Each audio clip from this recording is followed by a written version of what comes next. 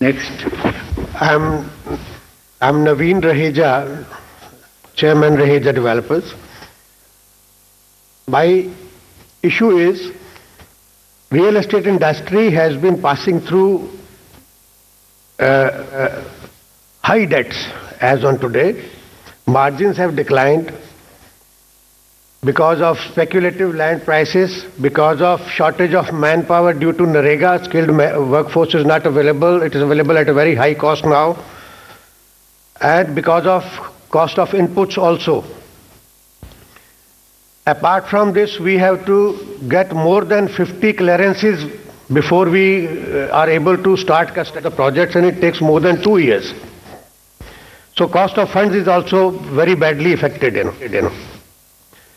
On top of it, for a high density country, we have the most archaic laws of the lowest FAR and population density in this country. And these laws are applicable since 1961 when National Building Code came into effect, and there has been virtually no change. I think real estate should have been given some more understanding in the present context, particularly looking at the shortage of housing which is prevailing in the country, and because of slums and squatting happening everywhere across the country.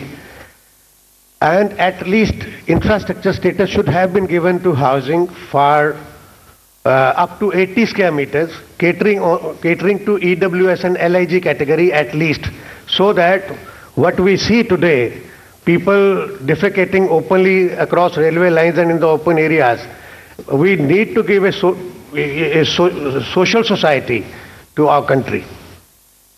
So this is my concern. If it could be addressed and some relook could be given on this. On general issue, I would like to say I agree with your concern that the unusual long time is taken to clear the projects at different levels. Through the instrumentality of the group of ministers, currently we are addressing high mega power projects and its coal linkage, environment and clearance, all three taken together. And we are trying to reduce the time lag so that the projects could be cleared as expeditiously as possible. In regard to the acquisition of the land, the Land Act is under the consideration of the Parliament. As soon as the relevant standing committee makes its recommendations available, we will get it enacted. Housing is an important sector. Keeping that objective in view, I have given 2 concessions to the affordable houses, both by extending commercial borrowing in this area, and also we have identified of the 5 core sectors which are eligible to have these, including the gap funding, viability gap funding facilities, to give priority to the housing sector. Gopalan, would you like to add anything? There are a number of concessions here given. So the affordable housing has been given ECBs, Credit Guarantee Trust Fund, Rural Housing Fund, interest subvention, enhancing the limit under priority sector for indirect financing, tax-free bonds. I think we are given a number of benefits this year to the housing, affordable housing. Just a humble request, if it could be given infrastructure status. No, that's what suggestion.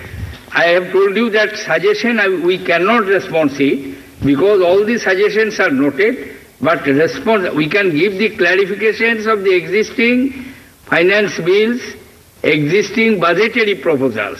But whether any suggestion is acceptable to government or not, that response can come constitutionally, legally, only on the floor of Parliament, not outside. That's why this is the limitation. Please keep it in mind. Thank you. Sir, myself, may I request... Excuse me, Fiki. Now Fiki chance come, yes. Please. I think ASSOCHAM has taken close to about 8 to 10 questions. Please, Fiki. Thank you, sir.